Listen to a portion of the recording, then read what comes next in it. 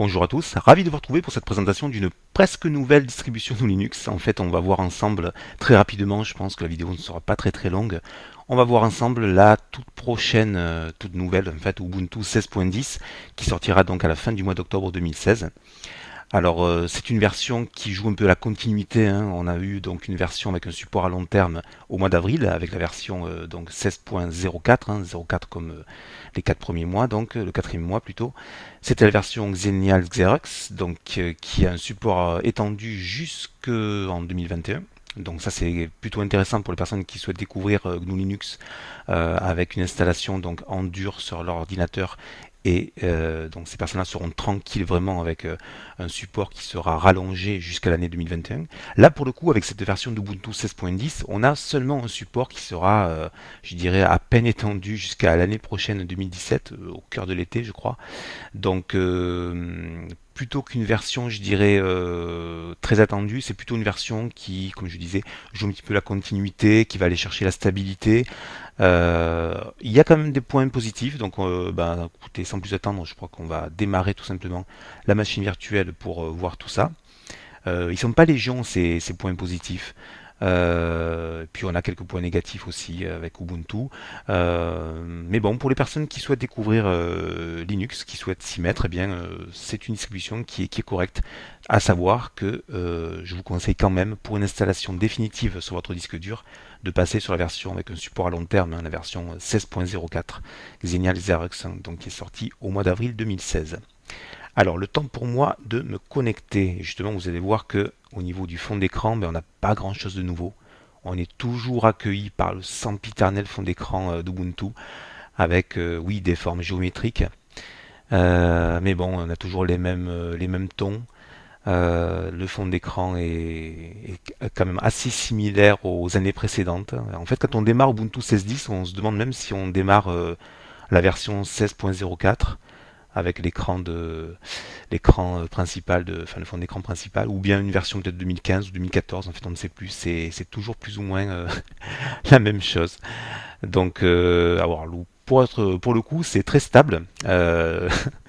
Pour les gens qui cherchent la stabilité c'est relativement stable. Enfin, cette version-là est une version bêta, mais la version qui sortira sera relativement stable.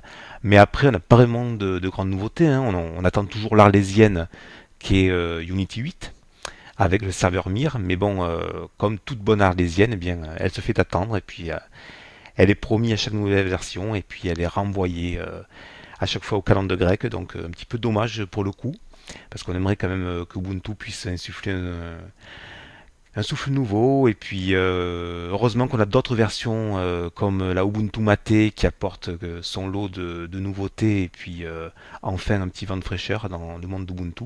Mais pour le coup, la version de base classique avec cette interface Unity et puis ce dash là qui qui se stabilise comme je disais, mais qui est quand même assez soporifique. On se retrouve quand même avec la même interface depuis plusieurs années. Il faudrait quand même passer à autre chose.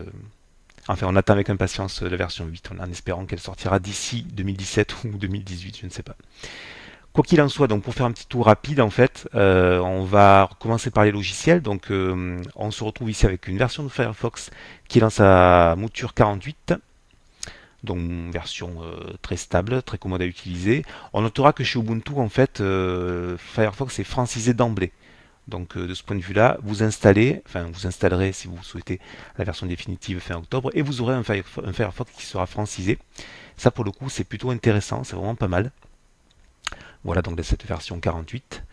Euh, Très intéressant d'avoir une version francisée. De même, LibreOffice, très bonne surprise lorsque vous allez démarrer votre traitement de texte favori, vous allez vous retrouver avec un traitement de texte qui est entièrement francisé et surtout dont l'orthographe en fait est déjà paramétrée pour dans la langue de Molière en fait, hein. Donc si je prends par exemple je sais pas, je vais écrire des textes d'essai comme ça avec quelques fautes d'orthographe sciemment positionnées. Donc voilà, un petit clic droit sur le mot et puis il va aller me corriger le mot. Et pareil ici pour celui-ci. Donc vous voyez que c'est quand même plutôt sympa d'avoir tout de suite l'occasion de travailler sans avoir besoin d'aller chercher des paquets français et puis le dictionnaire. Donc pour le coup c'est plutôt intéressant. Au niveau du noyau, donc on a ici un noyau. Alors c'est peut-être la nouveauté hein, de cette version d'Ubuntu. On est sur un noyau qui en fait est un noyau 4.8, hein, donc qui est très très récent. Donc pour le coup là c'est plutôt intéressant. Vous voyez donc version 4.8 hein, du 25 septembre. Donc il sera incrémenté, hein. Là c'est la version 17, si vous faites une installation vous aurez peut-être la version 18 ou 19, et puis définitivement on sera peut-être au-delà des 20. Quoi qu'il en soit, on reste sur la mouture 4.8. Donc ça c'est une bonne chose, hein, un noyau récent, c'est toujours bon à prendre.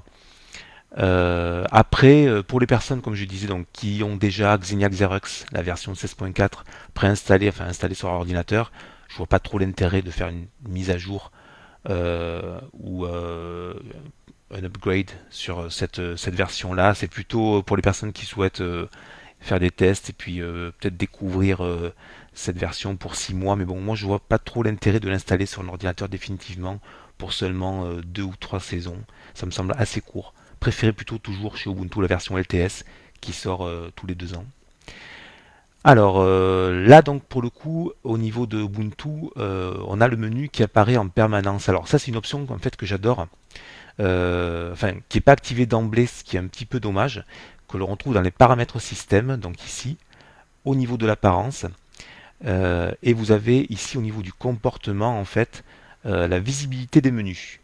Donc chez Ubuntu par défaut on a affiché au survol de la souris. Ce qui donne ceci, c'est-à-dire que vous n'avez pas le menu de votre logiciel préféré. Là je suis dans le traitement de texte, et bien si je veux accéder par exemple à mes menus, je suis obligé de déplacer ma souris vers le haut. Sinon, le menu s'escamote automatiquement. Alors, c'est vrai que c'est intéressant peut-être pour les ordinateurs qui ont des écrans qui sont très petits. Donc, ça permet de sauver de la place.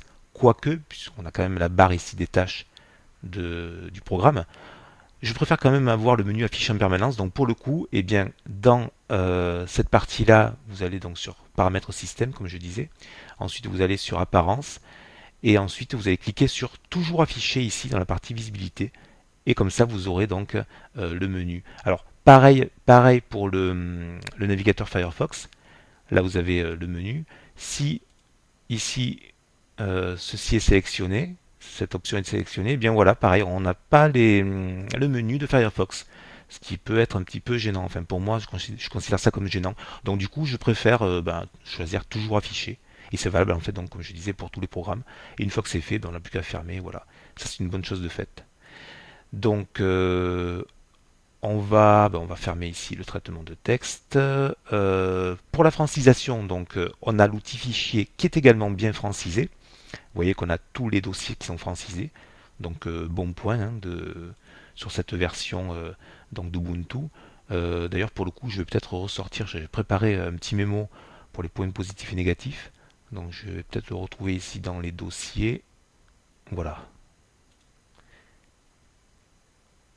Alors les points positifs, donc j'avais trouvé en fait, que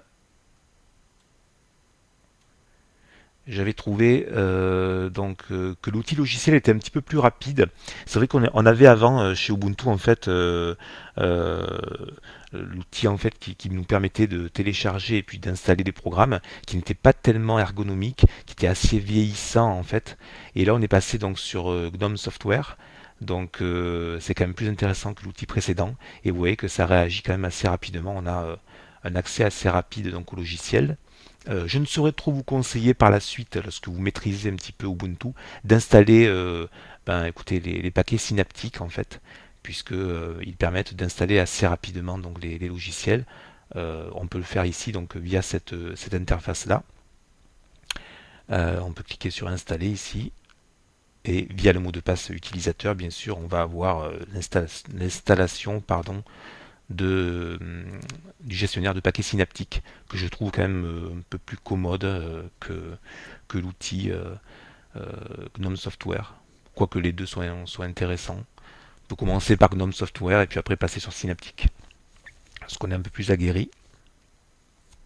Donc vous voyez que l'installation se fait assez rapidement. Ça, c'est pas pour nous déplaire. Voilà, et puis après vous avez donc l'outil qui est déjà installé ici. Donc il est aussi plus joli, hein. Je trouve que l'outil de logiciel est quand même relativement joli. Et puis on a déjà des mises à jour, on constate qu'on a pas mal de mises à jour déjà au niveau du système. C'est normal, c'est une version bêta. Donc pour le coup, on va avoir des mises à jour assez régulières si vous souhaitez tester cette version bêta. Ah oui, alors comme point positif, on a aussi l'ajout donc de nouvelles langues. Alors l'ajout de nouvelles langues, comme je disais, par rapport à la francisation, ça permet d'avoir justement son système d'emblée dans sa langue d'origine, donc ça c'est plutôt sympa. La contrepartie de l'ajout de nouvelles langues, eh bien c'est le poids de l'ISO d'installation, puisque on avait donc chez Ubuntu une ISO qui, il y a quelques mois, voire quelques années en arrière, se situait aux alentours de 1 giga 2, 1 giga 3, 1300 mégaoctets à peu près. Là, pour le coup, là, en octobre 2016, on est déjà sur une ISO qui atteint les 1,7 giga. Donc, on arrive petit à petit à la moitié d'un DVD. Alors, c'est vrai qu'aujourd'hui, on a quand même la plupart du temps en France des connexions qui se situent en général aux alentours du mégaoctet de enfin, à 8 mégas en ADSL, donc c'est relativement rapide. Mais bon, quand même, il faut, je dirais, quand même une grosse demi-heure pour télécharger l'ISO. Alors qu'avant, c'était un petit peu plus court. On était aux alentours plutôt de 25 minutes, 20 minutes. Donc pour les gens qui ont la fibre, ça posera aucun problème. Pour les personnes qui ont une connexion un peu lente, 1 giga 7, ça commence à compter. Mais la contrepartie, comme je disais, c'est qu'on a quand même la francisation de sa langue d'origine. Donc que ce soit le français, l'espagnol, l'italien, etc., le portugais, c'est quand même relativement intéressant d'avoir un système déjà opérationnel d'emblée lorsque vous faites votre installation. Pas besoin d'aller chercher des paquets de langues à droite à gauche. Ça fonctionne tout de suite. Donc francisation au top, je l'ai dit, je me répète. L'amélioration donc du support Snap, donc ça c'est pas négligeable, hein. Je pense que c'est peut-être le point le plus positif de cette version 16.10. On avait déjà vu donc puisque les paquets Snap avaient été déjà implémentés dans la version d'avril avec Xenial Xerox. Là pour le coup, ben, on a une amélioration du support, donc c'est toujours bon à prendre, c'est toujours intéressant. Petit à petit, on peut utiliser à la fois apt-get, les dépôts d'aptitude, et puis en même temps, c'est vers ce support des paquets Snap qui apporte un plus, puisque tous les paquets en fait sont regroupés au même endroit, donc c'est toujours intéressant. Et pour finir, donc la sempiternelle, on va dire, correction de bugs et stabilisation d'Ubuntu, mais ça c'est à chaque version, vous commencez à le savoir maintenant, puisque si vous êtes un utilisateur d'Ubuntu, vous savez que Unity 7 ne cesse, on va dire, je dirais pas de se peaufiner, parce qu'on a vraiment atteint plus ou moins un plafond en termes d'esthétique et d'utilisation d'ergonomie, mais oui, pour le coup, c'est stable, ça marche bien quand la version définitive est sortie. Retour sur les points négatifs, donc oui, gros point négatif, une version sans grande nouveauté, j'ai dit une version soporifique, une version qui se coule un peu dans le moule. Enfin, on n'a pas vraiment l'impression, comme je disais, d'être sur une version 16.10 de 2016. On pourrait être sur une version de, allez, fin 2014, début 2015. Ou quelle différence entre ces versions-là de prime abord, on n'a pas vraiment de détails ou de nouveautés qui nous sautent aux yeux. Donc bon, point négatif pour moi. Pour les personnes qui cherchent de la nouveauté, c'est pas du côté d'Ubuntu 16.10 qu'il faut chercher.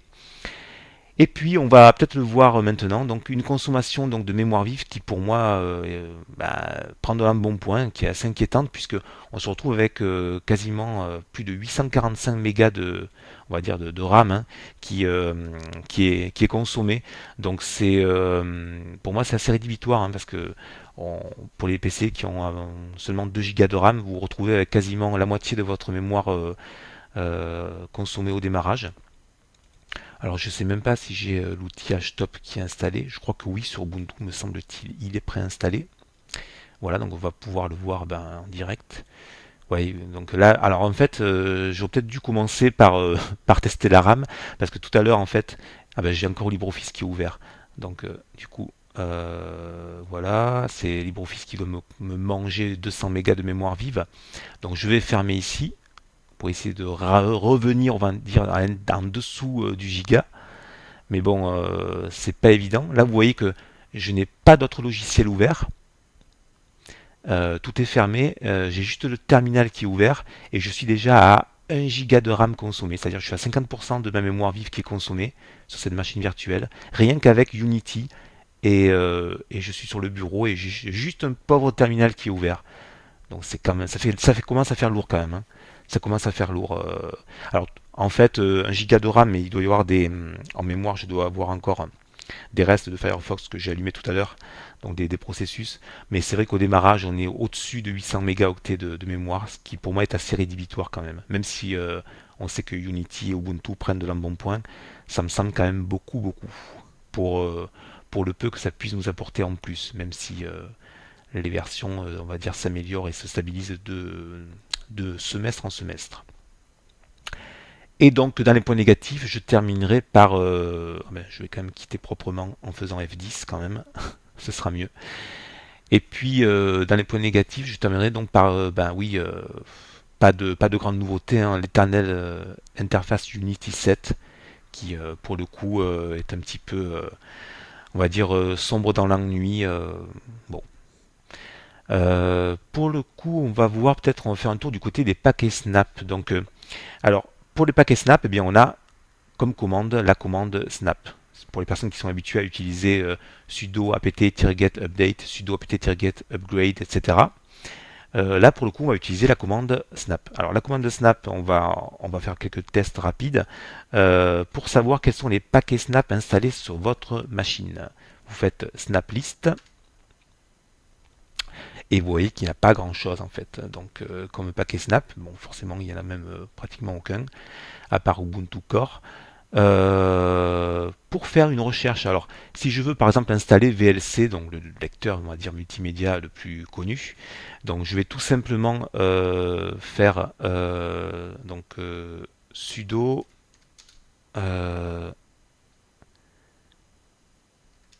snap VLC avec le mot de passe qui va bien. Alors, autant pour moi, snap find VLC. Ça vous permet en fait de voir quelle est la version en fait de VLC qui est installée dans les dépôts. Alors, snapfind aussi, vous pouvez utiliser snapfind Clémentine par exemple, si vous souhaitez installer une version de Clémentine, voir si elle est présente, hein, bien sûr. Donc Clémentine n'est pas présente. Je reviens donc sur snapfind VLC. Voilà, donc alors c'est une version donc daily, hein. Ce sera pas une version, on va dire, stabilisée de VLC. Je pense qu'on va être sur une version 3. Et pour l'installer, on va tout simplement faire sudo snap install VLC. J'avais rentré le mot de passe donc utilisateur. Et là, on voit donc l'installation en fait de VLC via les paquets Snap en fait.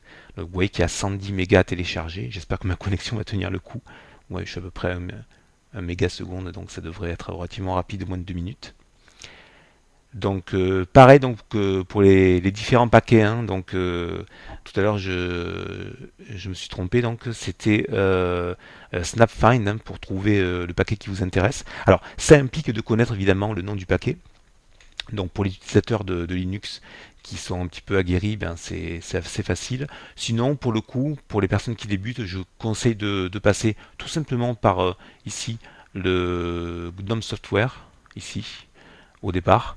Et puis après, lorsque vous aurez l'habitude, vous connaîtrez le nom de vos paquets, eh bien graphiquement, vous n'aurez plus besoin d'utiliser donc cette partie-là.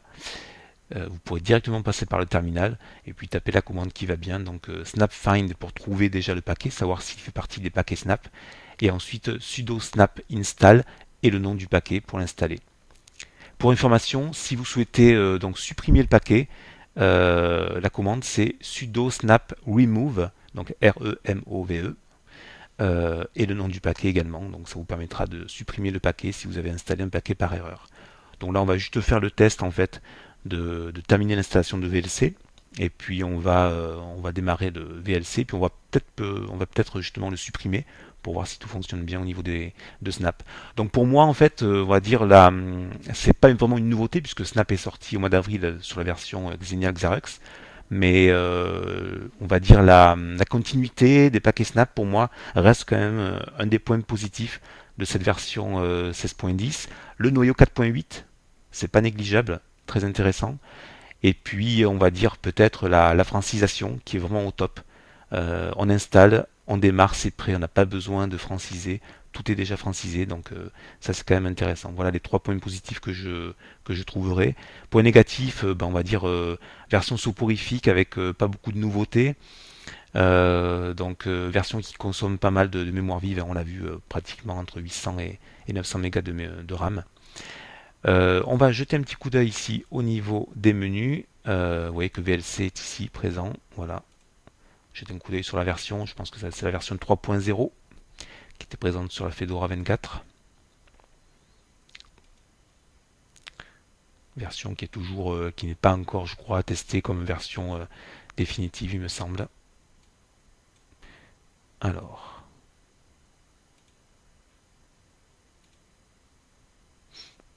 voilà, on va juste vérifier le numéro de version.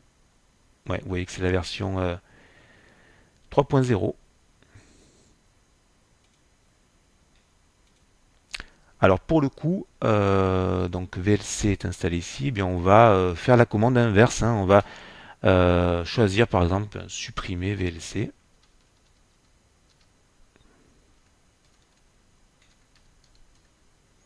Sudo snap remove VLC. Voilà, VLC a été supprimé, donc VLC removed.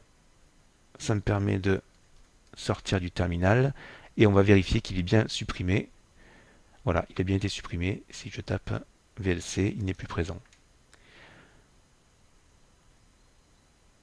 Voilà, donc pour résumer, une francisation au top, j'allais dire au DOB, non, Ubuntu n'est pas une daube, bien que bon, elle soit quand même relativement décriée. Mais je trouve que pour les personnes qui souhaitent débuter sous Linux, en fait, c'est quand même agréable d'avoir un système qui est déjà francisé, où on n'a pas besoin de rajouter la francisation, avec un noyau 4.8 et puis une réactivité assez intéressante.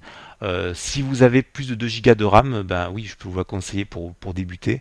Après, bon, franchement, je préfère une bonne version d'Ubuntu Mate en LTS, c'est quand même drôlement plus intéressant. Et puis on a aussi, sans oublier bien sûr, les Linux Mint et puis autres peut-être Antix MX15 qui sont aussi intéressantes. On a Antix basé sur Debian notamment. Voilà, donc pas de grandes nouveautés sur cette Ubuntu 16.10, je me répète, mais peut-être une version à découvrir pour les personnes qui souhaitent on va dire, s'essayer provisoirement sur cette distribution éditée par Canonical. Voilà, bah écoutez, j'ai rien de plus à ajouter, hein, je vais juste fermer la machine virtuelle. Pour le coup, on peut aller jeter un coup d'œil au niveau de la version. Donc on est bien sur Ubuntu 16.10, voilà.